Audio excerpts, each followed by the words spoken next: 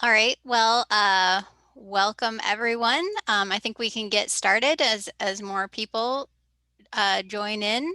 My name is Claire Tregesser, and I'm an investigative reporter here at KPBS. Since the start of the pandemic, I've done several stories about childcare. In in doing these stories, I was reminded over and over that there's been a lot of media coverage of K through 12 schools and universities, but there was very little about childcare centers and preschools.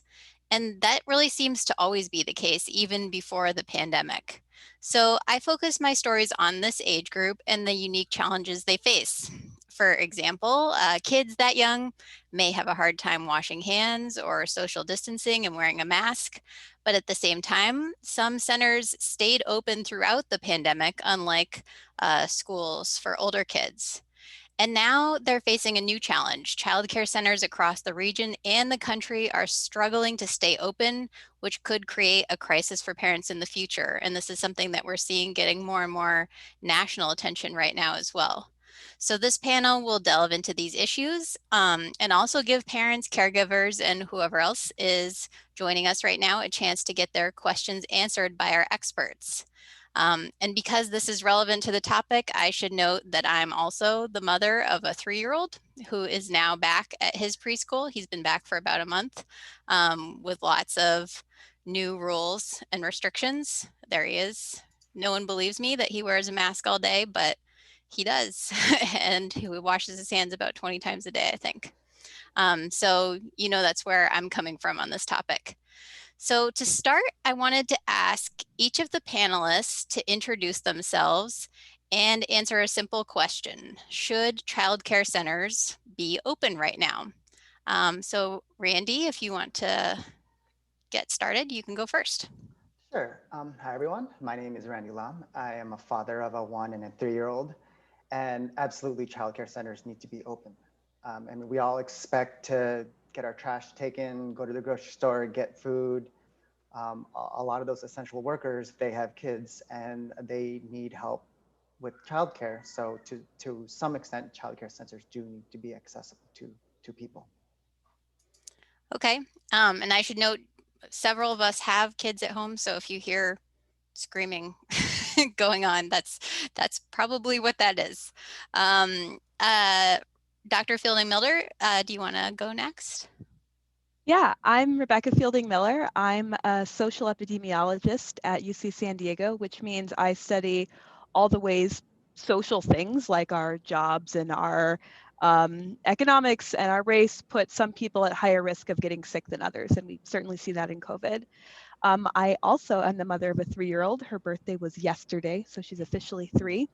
And she has been back at an official child care center also for about a month. So yeah, I'd be a hypocrite to say no. I think, I do think it's essential that childcare should be open, and even beyond that, I think we need to be really thoughtful about what we're prioritizing when we reopen. And I think childcare should certainly be among our top priorities. Okay. And then we have Leah Austin, who's joining us from Berkeley. Go ahead and introduce yourself. Hi, I'm Leah Austin. I'm the director of the Center for the Study of Childcare Employment at the University of California, Berkeley. I'm also a mom. I have 2 third graders who are in distance learning and not using our before and after school childcare that we have been using pre-pandemic. And I will say that it's a simple question, and I think it's a really complicated answer.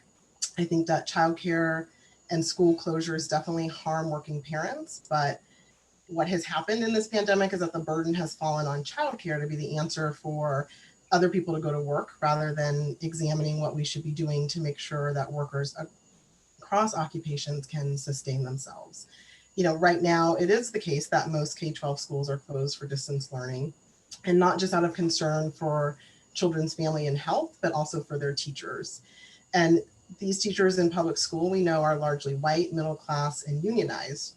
And they've said quite loudly, I care about my students, but I'm not willing to risk my life for them. And that sounds reasonable to me. So I think we have to ask why, unlike K-12, childcare programs are open in the middle of the pandemic. And part of that is looking at who our early educators are. For the most part, childcare operators are women. More than half of the staff and programs are women of color. As a group, they earn less than nearly all other workers in California, and they're experiencing poverty at rates that are 6 times out of our public school teachers. So there's nothing that makes childcare teachers the less susceptible to COVID, and actually they may be more at risk because many are from experiencing economic insecurity. They're from Black and Latino communities, which are facing the highest risk of dying from COVID-19 in California. So I think we can't ignore the role that the historical undervaluing of work performed by women and by people of color has in creating these conditions. And it's also the case that, unlike public school, that childcare is largely based on a market. So money that comes into programs is largely from what parents are paying. So we know from surveys that we've done, I think there was just a slide up that demonstrated of open programs we surveyed this past summer, 80% reported they were open because they don't have the resources to survive a closure, even if they want it to be closed. And that 1 in 5 had already missed a rent or mortgage payment on their program. So in other words, they're open because they need a roof over their head, and childcare providers want to be open and serving kids, but they also want to be safe and to have the resources to support themselves and stabilize themselves. And so I think there are some important questions we have to ask about what type of stabilization funds we need to support and protect the sector and the workforce and providers at the same time. And really, how do we support parents simultaneously, and also ask a really important question about why it's been acceptable to ask largely low-income women of color to risk their health and possibly their own lives for an average of $13 an hour. So these are complex questions. I'm really glad, Claire, that you're exploring them this evening, because there are these tensions that both childcare and families are facing right now, and important for us to be talking through. Yeah, definitely. And we will be getting into those for sure. Holly Weber, do you want to introduce yourself as well? Sure, of course. My name is Holly Weber, and I own and operate Magic Hours Children's Center in San Diego. We are a licensed facility through the state of California that accepts ages 24 months to kindergarten. All right, thank you. And so let's start with Randy. Tell us more about your 2 kids and how you've managed to care for them since March. So my kids have been back in daycare since about early July. And prior to then, it was just working from home, both parents working from home and the kids home. It was chaos. Every day, it was very challenging. I did, it wasn't until maybe midday where things kind of settled and I saw what the kids' moods were. And, when they were both asleep, that I was able to kind of rest and catch up. But yeah, since then, the kids have been well, everyone has been healthy, and it really helps that we were able to find a childcare provider that was in tune. And in addition to the families, like the families that we share our childcare provider with, we've been together for several years now, many years now. So it's good to know the families, know that we're on the same page, know that we're trying to keep each other healthy, in addition to childcare provider, because it's an at-home daycare. So, we are putting her own family at risk, and she's got 2 kids as well. So yeah, it definitely helps that we were able to find a childcare center and with other families that we really trusted. Yeah. And you said that's an in-home daycare, so a Yes. small group of kids.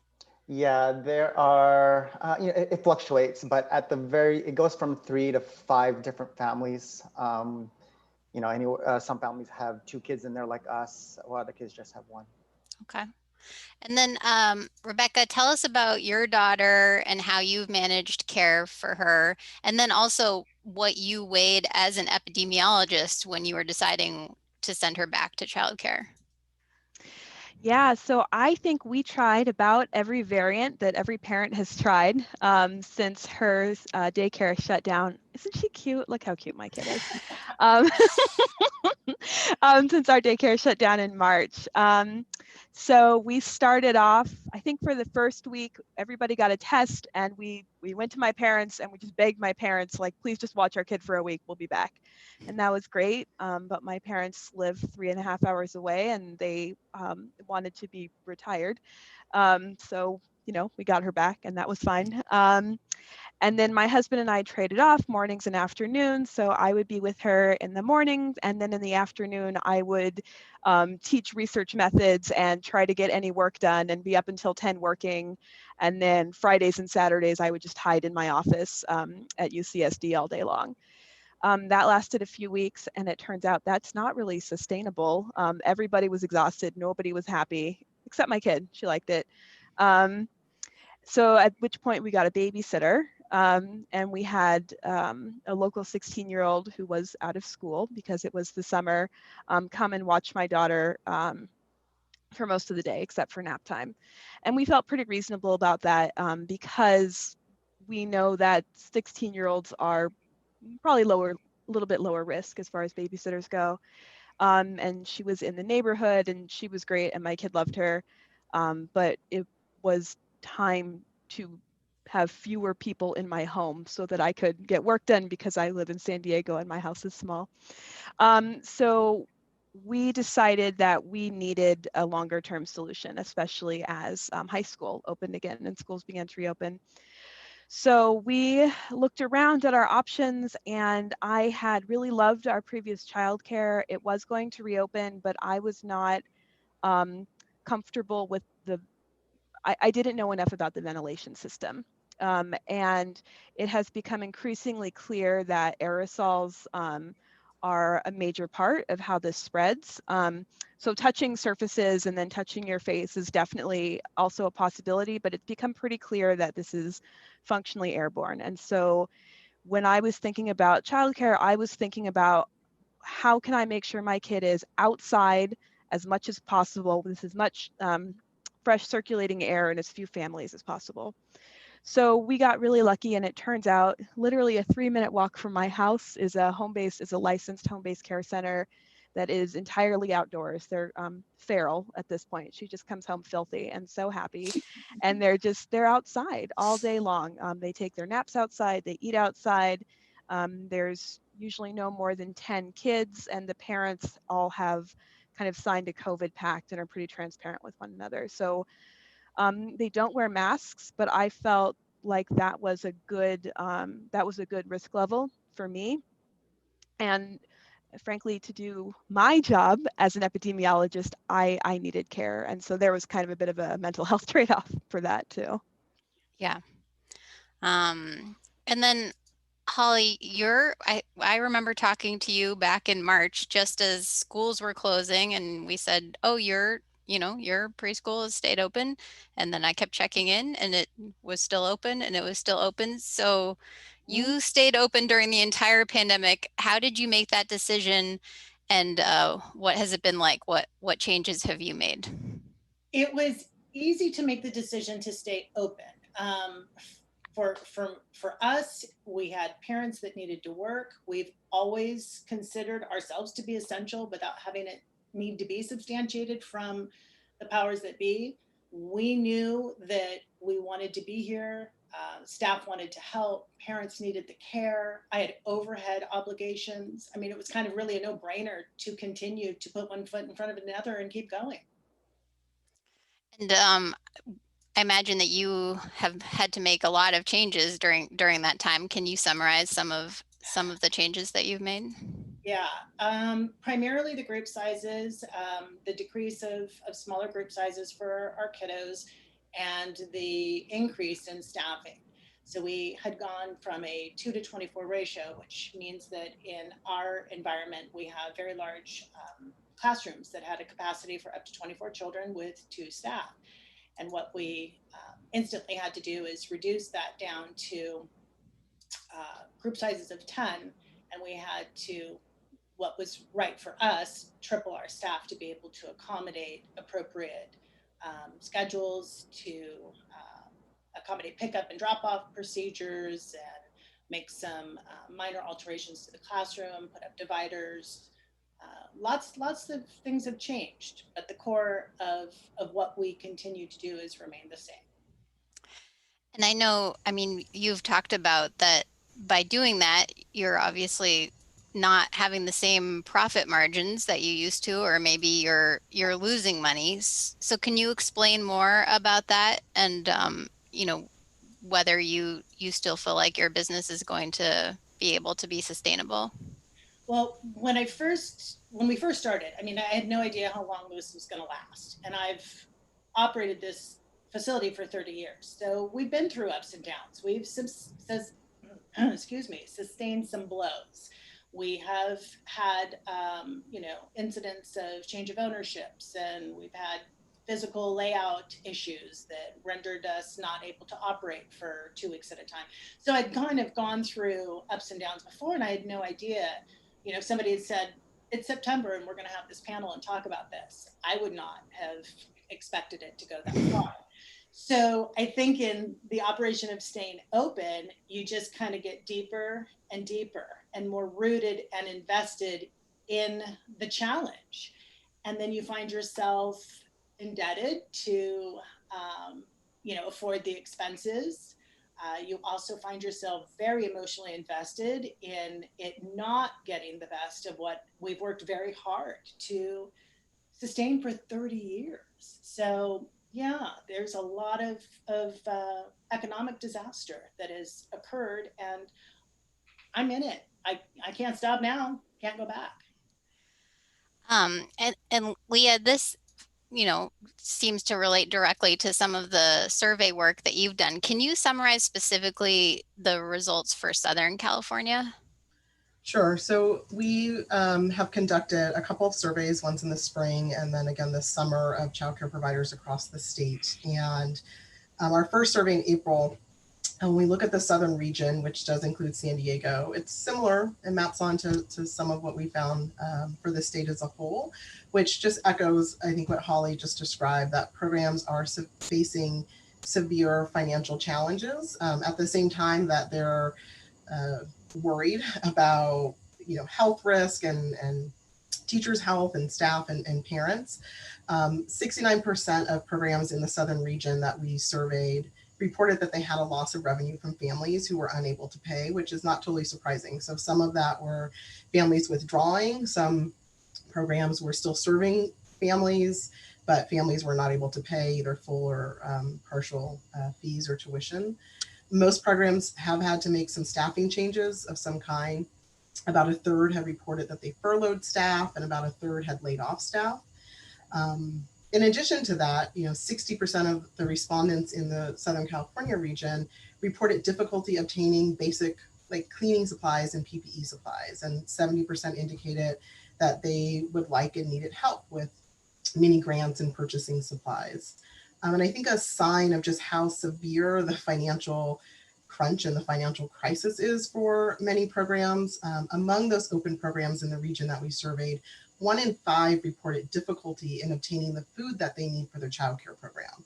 So there's the health and safety supplies, just the regular things you need on a daily basis, but also just signaling that there's some real, there's a lot of financial distress. And I think it's important to understand, and Holly can certainly speak to this from the day to day, just the circumstances and what it means to be doing this work in these conditions, where part of what we heard from our survey and our open-ended responses was, providers saying, there's no special place for us to get cleaning supplies and PPE. We're out there competing with everybody else. We're working with kids during the day. And so by the time we get to the store in the evenings or the weekends, there's nothing there if there was anything to begin with. And so, we have this just interesting circumstance where childcare is being really recognized as essential, as a service, but the individuals who are providing childcare, not so much. That there's just this real lack of attention and an invisibility for the people who are doing this work and trying to do this work on a daily basis. Yeah, I mean, it's not, you go to the grocery store, there aren't necessarily cleaning supplies for specifically for childcare centers or other places that need it. Randy, I'm wondering, I don't know if you just saw that quote, if you feel like there is a lot of pressure from parents on childcare centers to stay open without maybe the recognition of what that's asking for people. Is that something that you've experienced or other parents that you've been in contact with have experienced? No, that hasn't been. I think everyone that I talk to acknowledges the challenges from our own personal perspectives, but also just from a social perspective, from in the communities that we live in, that it's, like all the challenges that Leah just described. I mean, I think a lot of essential workers would agree. It's like, well, you go to the grocery store to pick up groceries, but there's people stocking the shelves, and it's the same as these childcare providers. Like, they may not feel directly acknowledged, but we as a society know that they are essential. And I mean, I don't exactly know what the solution to that would be. Certainly some sort of government support, I think, would be very helpful. But, I mean, it's not something we can exactly do outside of voting. So, but anyways, to get back to your question, yeah, no, I mean, I hope not. I hope I don't know the type of people who just go and blithely just behave like we're back in February, because that's not the world we live in. Yeah. Sorry if it's loud. My husband is running a bath for my kids. So if you hear loud noise, that's what's going on. Another narrative, this question is also for you, Randy. A narrative of the pandemic has been that women did more of the care when kids are at home. Was that true in your household, putting you on the spot here? And if not, how did you make sure that didn't happen? No, so in our household, it was primarily my responsibility. And that's just because of our personal circumstance. So my wife works for the federal government, and she just has a much more rigid structure that she needs to work in, whereas I work for a private company, and I just have a lot more flexibility. So if I tell them that, like, hey, I can't do these tasks, or hey, I can't attend these meetings, I would not have felt any sort of pushback. And I'm very lucky that the company I work for has been very generous and helpful to its employees. So because of that, I kind of put it upon her. I mean, we put it upon myself to just say, like, okay, well, you do the best we can. And, I mean, luckily I had a release valve that I could just yell upstairs and be like, hey, I really need help. But more often than not, it was just me downstairs with the kid, trying to put two kids to sleep at the same time, and feeding and cleaning and doing all that. So, but I mean, luckily that's in the past, and everyone's been really healthy, and our daycare has not need to close down, and hopefully that continues for the future. Okay. Rebecca, I wanted to lean on your expertise here as an epidemiologist. Can you talk a little bit about the infection rates with adults and children, and whether staff, particularly at childcare centers, would be at greater risk? Yeah, that's really the million-dollar question. And I think everything that Dr. Austin, that Leah has said about how the primarily women from primarily minoritized backgrounds are the ones doing this work, and how they are also more likely to live in circumstances where, with crowded housing or multi-generational homes, I think it's important to think about not only the sort of one-to-one, you're with a kid who coughs in your eyes, as mine did the other day, kind of situation, but also because we systematically undervalue and underpay this work, these primarily women are more likely to be in situations where they are more likely to get infected, just in their day-to-day as well. That said, I know that how infectious are kids is kind of the million-dollar question right now. And data are kind of still emerging, and my read of the data that we have right now, my interpretation is it looks like kids are probably a little bit less likely to get infected as adults, but not dramatically less so. But but they clearly get less sick, right? They're much more likely to be asymptomatic, with some very, very rare dramatic exceptions. And can they spread it to other adults or other kids? That's a really, really big question mark. And I think it's fair. I completely understand why teachers' unions are not interested in being a part of the experiment to test that question mark. And I think if we saw more unionized childcare providers, maybe they would also not want to participate in that experiment if they had the choice. But from what I have seen, my guess is kids probably don't spread it very well and they don't get sick. But that is kind of an educated interpretation of the data we have to date. And that's a lot of conditionals to ask people to make choices on for $13 an hour. Right. So Leah, I wanted to get back now to what you were talking about early on about staff at childcare centers and their concerns over going back to work. What have you heard from people, and what specifically would they like to be done? Well, we have definitely heard concerns, both from the surveys that we've done and some ongoing sessions we've been hosting with people working in various different settings, homes and centers. But from our survey, for example, 62% of providers reported that they have staff who are not working because they have concerns about their own health risks. So we know, as Rebecca was describing, that there are added health risks for the population who are providing early care and education services. We know, in California, which is true nationally, that childcare providers are often less likely to have health coverage than other workers. And so that's a real concern. What happens if I get sick? Do I have health coverage? What about my family? So there are some real, concerns just about that immediate exposure. And I think, there are things that we can call for, and that can be done if childcare is open, and I do think that we have to talk about, public investment to stabilize programs, whether they're, closed or open, so that we can have a stable system long term.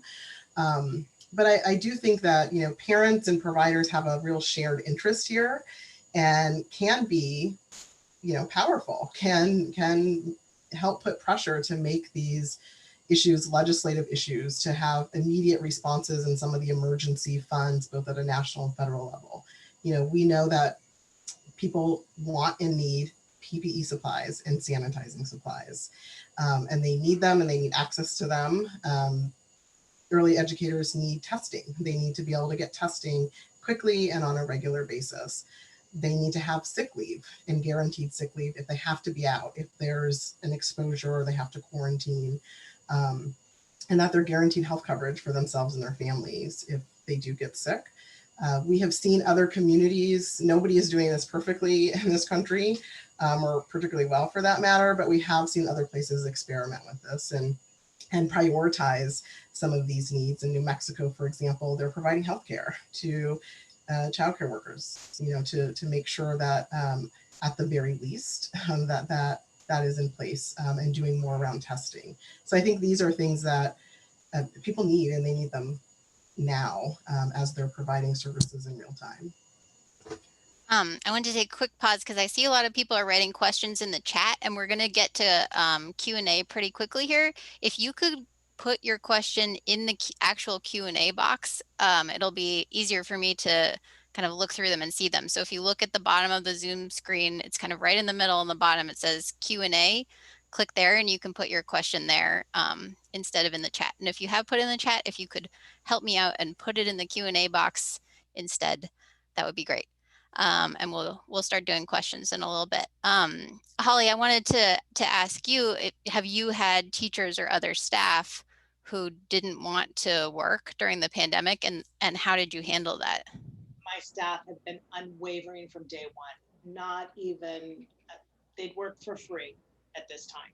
I mean, I've been so lucky.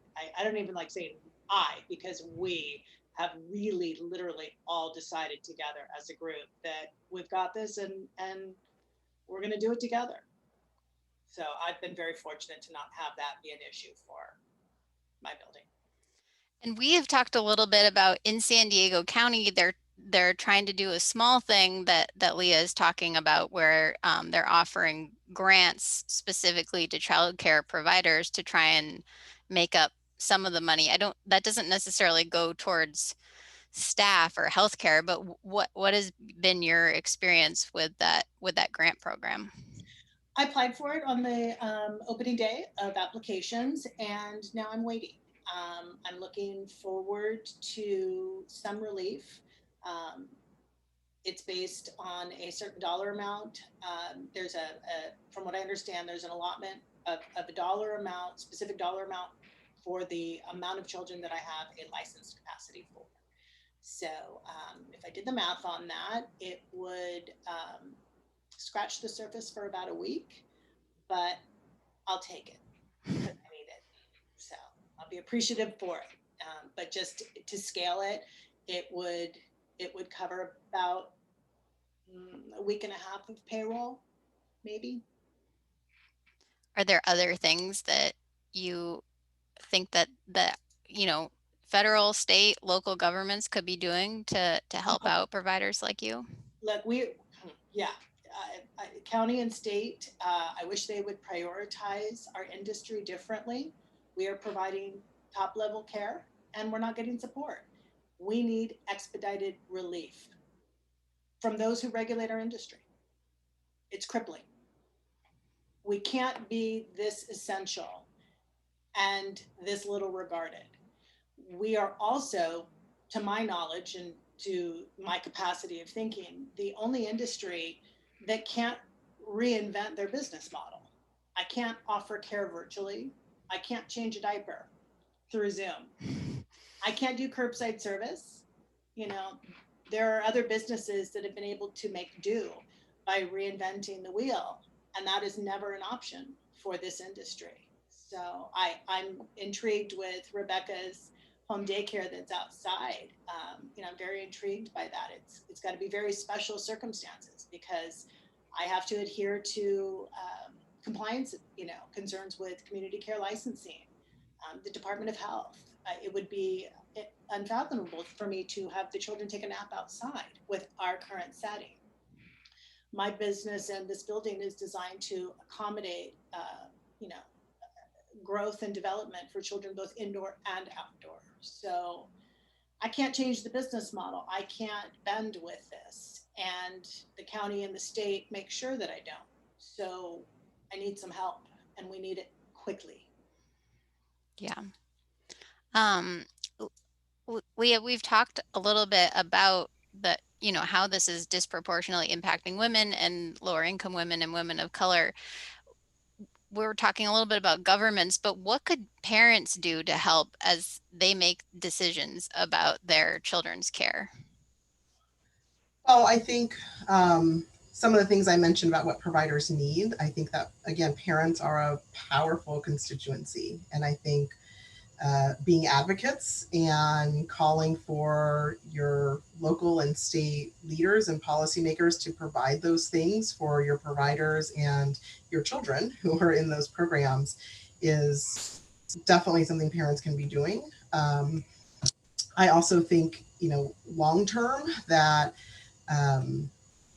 we have to have public investment in early care and education. Just the model of providing services, it wasn't working very well pre-pandemic, and the rug has just been pulled out from the sector, as Holly described. It's crippling. And so I think that calling for long-term changes and investment is definitely something parents can be doing, and working with providers to build advocacy around this. And then I think, in the immediate, what you can do as a parent if you're using childcare is just really consider your risk factors and those for your child on a daily basis, right? And really just be thinking and be thoughtful. We heard a lot of open comments in our survey, more open comments than I've ever had in any research survey we've ever done. I mean, providers had a lot to say and clearly wanted to be heard. And there was so much about just the worry and not sure what's happening outside of their program. You can't control what other people are doing. And so I would just really say, ask yourself daily, Have you been to a social gathering, a family gathering with people outside your home that you don't know what maybe they've been doing? Have you been exposed even if you don't have symptoms?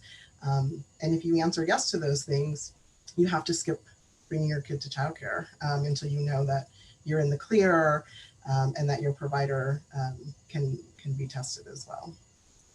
Yeah, I think that's a really good point. I feel like in some ways people have an idea of, oh, I'm just out there, my kid's in childcare, so I'm just exposed. But really it should be the opposite. It's okay, you're out there in this one way, so then you really need to be closed um, in every That's other right. way possible, because of, because you're putting yourself at risk potentially, and just now you're responsible for a whole group of kids and staff and parents and all of that.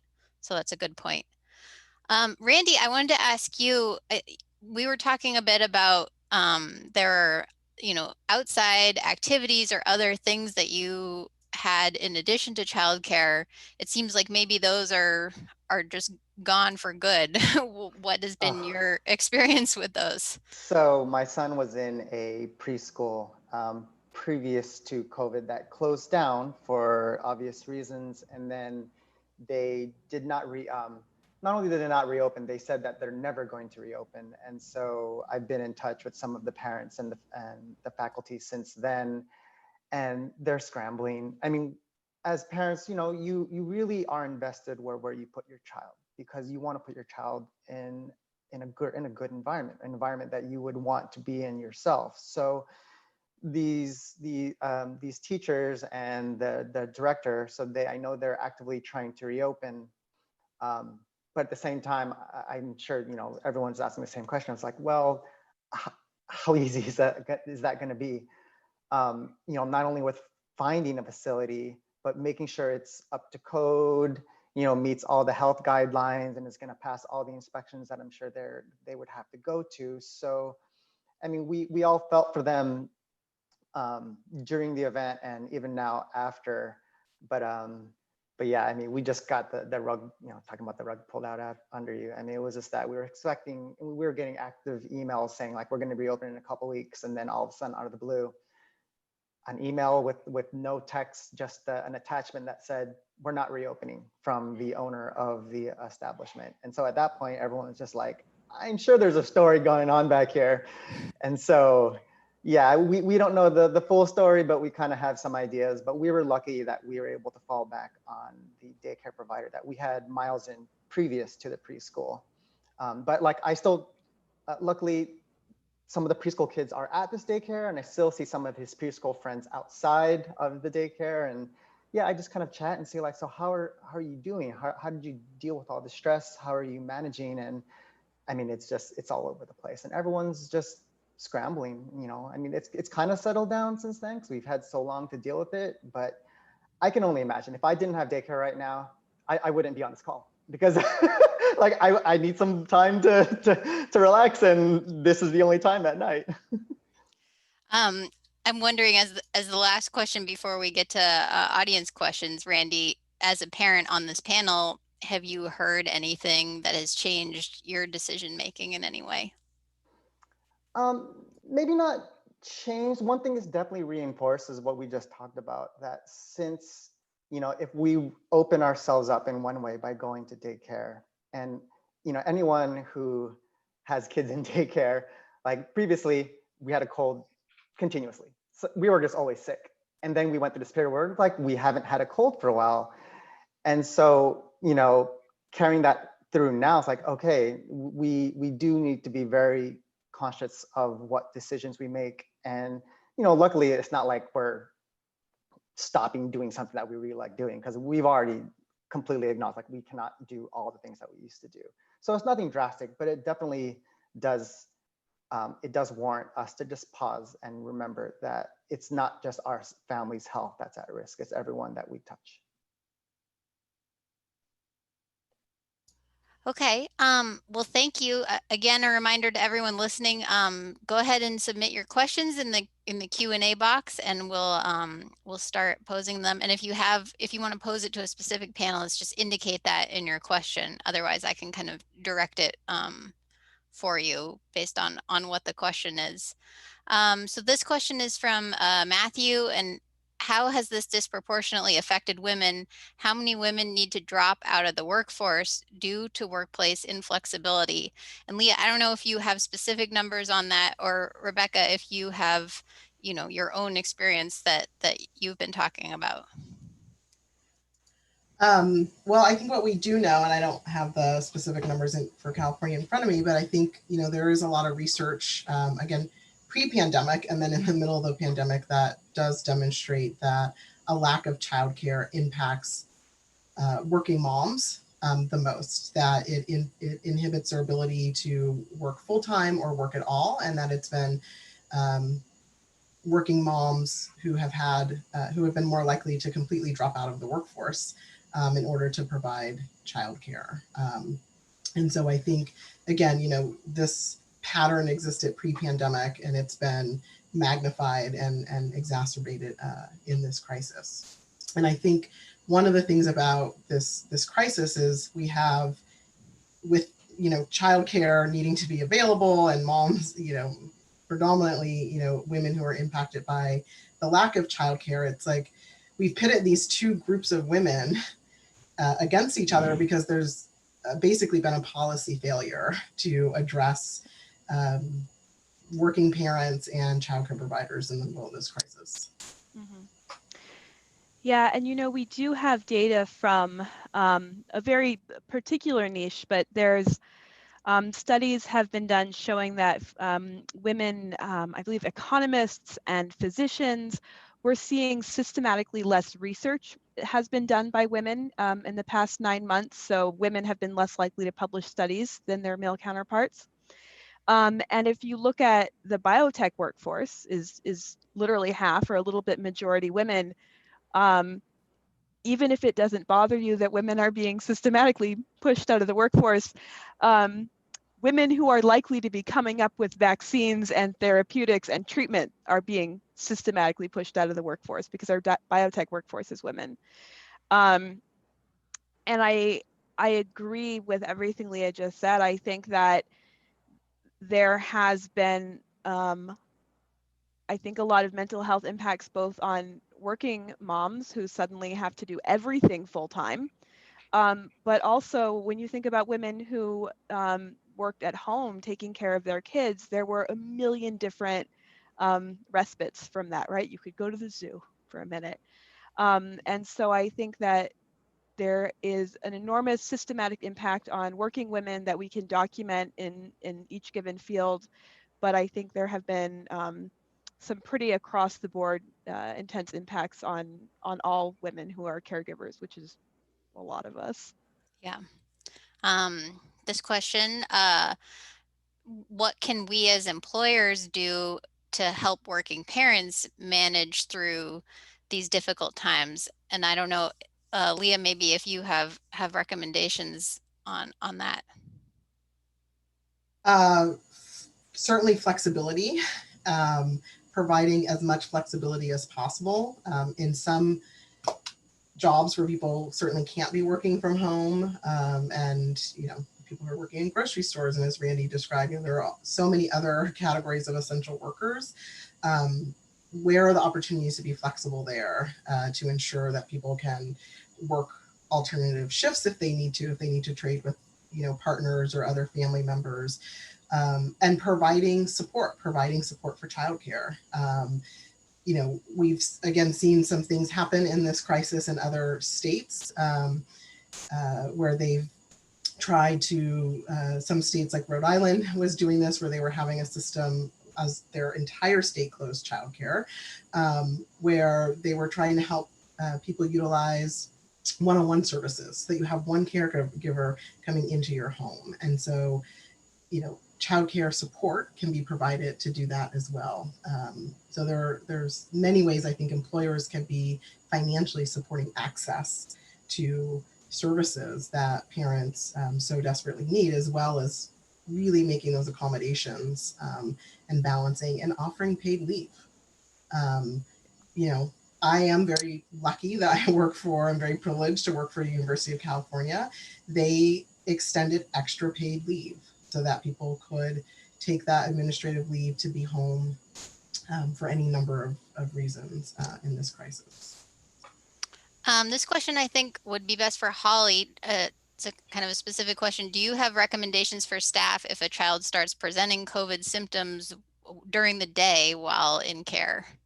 Do I have recommendations for the staff to Yeah, manage? I mean, it sounds like they're asking, what would you do? What should you do? Okay, so if there are symptoms of illness, there's a protocol that we have. There's the county's provided a decision tree, which helps us kind of guide through symptoms of illness, pediatric support to determine if it's a chronic illness, such as maybe asthma or allergies. So there's a system put in place for it. There are protocols that are put in place for it. And what is expected is that if there is a symptom of illness, it is to be treated as if it could be COVID related, since cold and allergy and flu symptoms mimic and are so similar to the ones of COVID. So there are protocols in place for that, and it's individually assessed and determined to varying degrees. And then there are extensive policies for absences to occur until symptoms are gone, and it's for a length of time, which will add to the economic impact, to the deficit of it, because then in turn you don't have a child that's returning after 2 or 3 days, 72-hour period. You're having children that are out for 10 to 14 days at a time. So, which is necessary health-wise. I get that. Right. But adding to, the overall detriment of the industry. A couple of people have asked similar questions about how are you going to handle the regular flu cold season where, kids might have runny noses day-to-day basis. I'm treating it as if it could be COVID. And that's just the protocol. That is what the county guidelines are. That is what we have to do. It's a different time. It's a different climate. And, preschool cooties in cold and flu season timeframes are looking very different this year. And we have to do it that way. If I could, yeah. I think, in public health, we think about the things that affect people's health and how we need to act to keep one another healthy on kind of different levels. So there's this individual level of, is it a cough because everything's on fire? Is it a flu? Is it allergy? And, the provider and the parent and the kid, to a certain degree, depending on the age, have to make that individual call.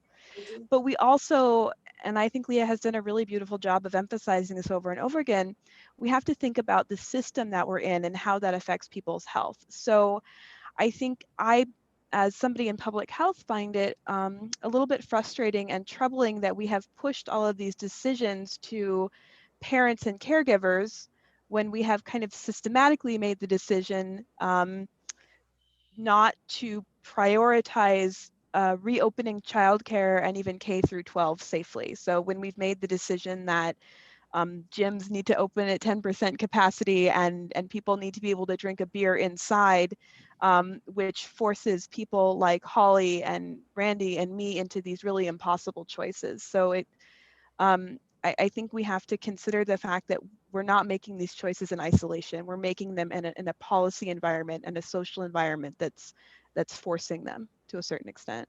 Thank you, Rebecca. Absolutely.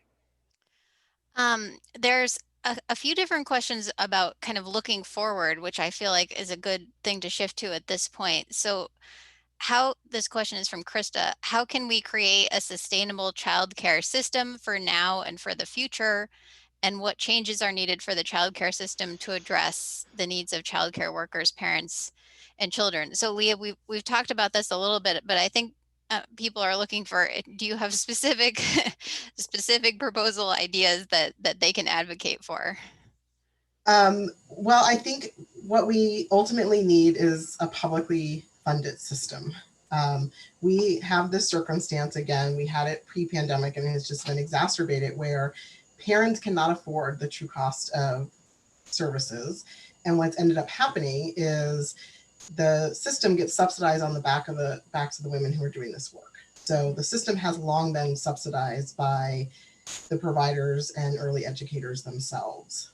And so the only way to remedy that is with public investment. We have been trying, in this country for a century, longer than a century, to deliver what's a public good, just relying primarily on parents to pay for that service. And those two things are just constantly going to be in conflict.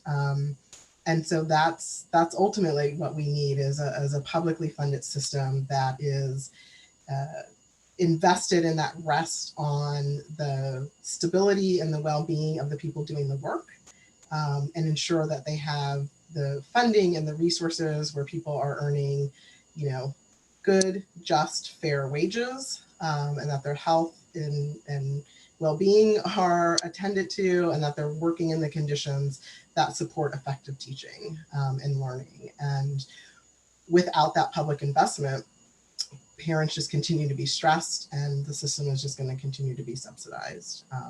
And so there are, again, I think there are any number of models. There's different mechanisms, and people can debate which mechanism and exactly what standard or requirement. But I think the bottom line is that this has to be a public investment. It has to be treated as a public good, just as any other public good that's critical to the infrastructure of our state and the country as a whole. And that sort of addresses another point from Alethea here, that she's right, that this panel is really focused on people who are paying for childcare, who can afford to pay for childcare, and people who can't. It's, an entirely an even bigger problem. I don't know is there any chance that this current upheaval of the industry could lead to some of that bigger change that you're talking about, and that all of us are kind of wondering about? I think so, absolutely. I mean, we have seen a national, proposal at the federal level. It hasn't passed or moved forward, but there is a $50 billion childcare bailout, for lack of a better way to describe it, that was proposed and had support of a lot of legislative leaders.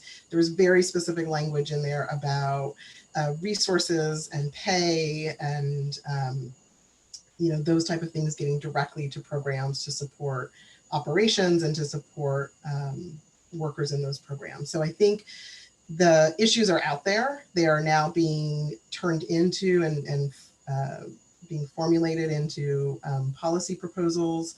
In the current election cycle, we know, for example, that Joe Biden has put together a policy proposal that very specifically calls out public funding and says, compensation has to be raised, resources have to be better, parents need to have access that is either free or minimally, their minimum payment requirements. So I do think that this has moved the agenda forward, but I think it's really incumbent upon all of us to make sure that our voices are heard, and that we're really articulating this both to our local leaders and beyond. Okay. This question is from Carrie, and Holly, I think you keep pretty good tabs on this.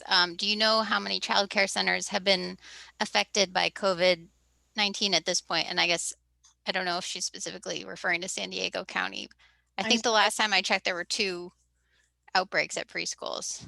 The last I heard was what was recently reported by one of our local news affiliates, and I think it was 2. I don't have current data on that.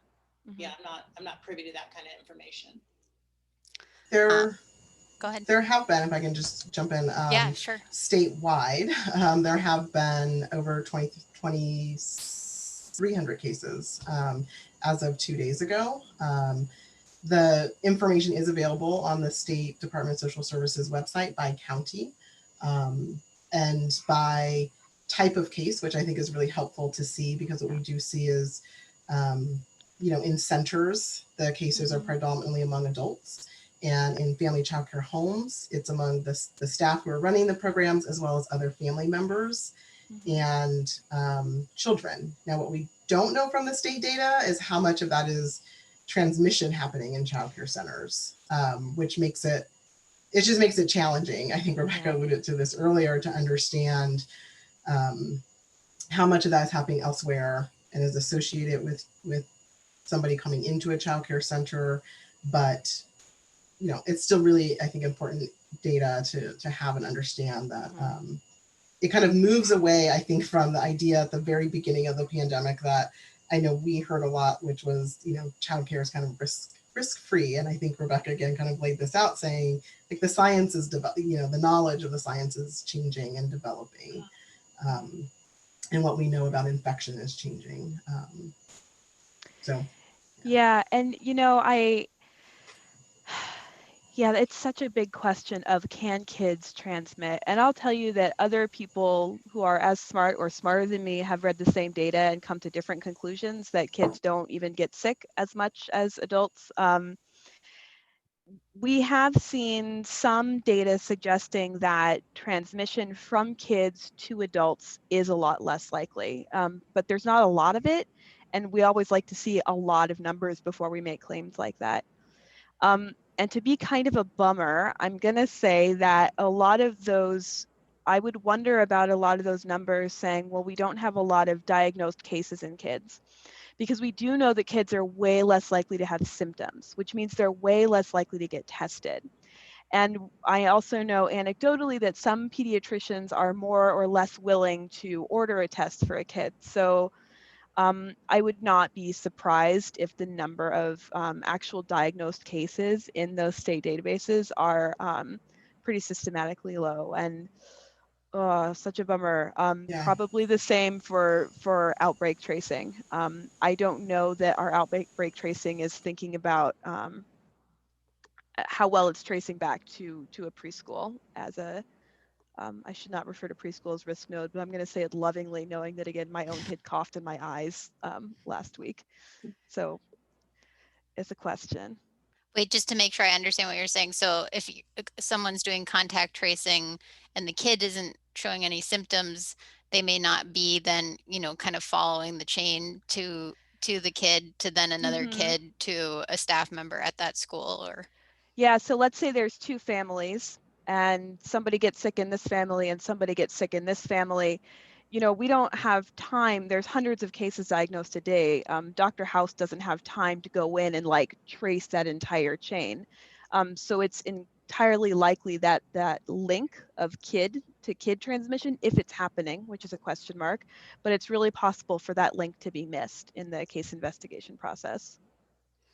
And Holly, I'm wondering, I don't know if you've had any cases even among family or anything at your school, but if you did, would you notify everyone at the school, or how would you handle that? I have a protocol that I have to follow for that too. There are guidelines that that we have to report. We'd have to report to the county Department of Health. We'd have to report to community care licensing. I am that kind of person that would notify every family in my building.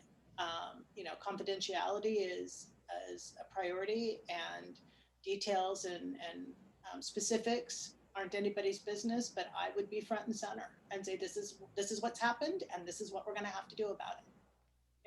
That's just the right thing to do. Okay, I think we'll do one more question, and this is kind of a broad future-looking one. So anyone can jump in. What will childcare look like in 3 years? And maybe there's a positive view and a negative view. And I don't know if you're feeling positive or negative, how you want to answer. Maybe Holly, if you want to start. So positivity, it's not come easy in the last 7 months from a business perspective. But I'm going to do the overall average of my lifetime. And in 30 years, we're doing it. It's happening. And I'm not stopping. And I'll figure it out. It'd be great to have more support along the way, but I'm not going anywhere. It's a very intimate relationship that I have with the people that trust me to care for their child. That's happening. I'll be here. Leah, do you have positive or negative outlook projections?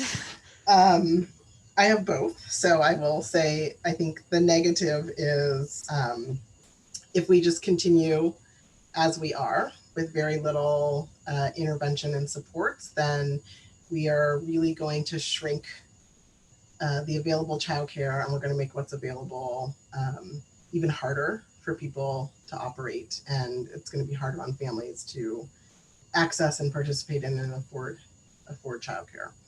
Um, that is my negative view, but that's if we, I think, continue on the path we're on. My positive view is that this has sparked a whole new level of awareness about, what childcare is, how it operates, and what's needed to operate childcare. And that positive view is that we're going to have a publicly funded system, that California's childcare, as well as across the country, but in childcare, we used to have one of the best early care and education systems in the country. And so my positive view is that that's going to be restored, and that the people who are doing this work are going to be well valued and respected, and earning those good wages that they deserve, and that families will have access to the best services for their families. Randy, I don't know if you have a view of, what you would like it to look like. I don't know if you're going to have kids in childcare in 3 years. Well, maybe you will. Yeah, I think I still will. So, I mean, kind of like how Holly was describing earlier, that the nuts and bolts of childcare, it won't change. I mean, she couldn't do all those other things that restaurants are doing to kind of make ends meet. But there still could be a lot of changes systemically that we could implement if the right policies are put in place. I mean, a Medicare for all would certainly help a lot of essential care workers, alleviating some of their financial stress. Maybe some sort of universal basic income. I mean, there's other things that we can do that maybe wouldn't directly address childcare, but will still definitely help the childcare industry that we could implement in the next 3 years. It's just whether we will, I'm not gonna, I'm not really, not too optimistic, but it could happen. Rebecca, do you have thoughts as well? Gosh, I think it depends on what moment you catch me and if I'm going to go the positive or the negative, and maybe that's just the nature of COVID.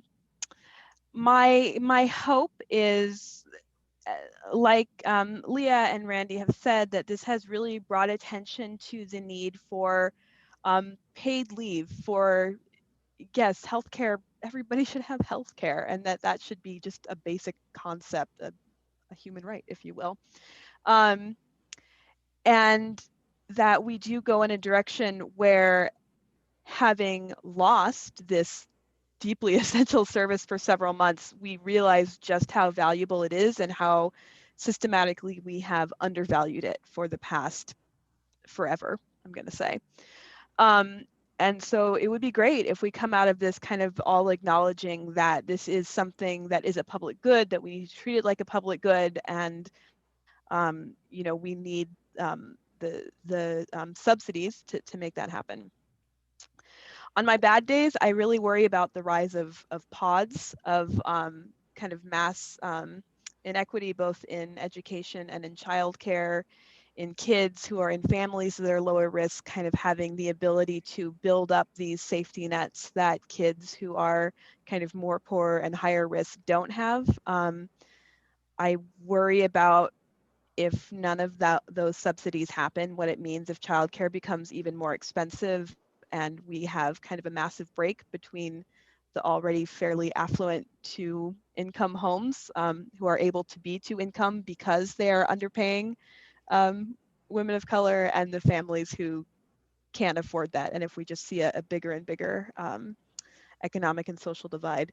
So I'm going to hope for Plan A, but I have concerns about Plan B, and that's definitely something that we think about when we think about COVID interventions and testing programs and monitoring systems, of making sure that it is those more vulnerable, lower income, more impacted communities that are getting really the preferential interventions and screening programs, because those are the groups that need this support the most. Yeah. Well, thank you everyone who has listened and watched, and for especially to all of the panelists. I know a few people mentioned that they came in late, so I just wanted to reintroduce everyone.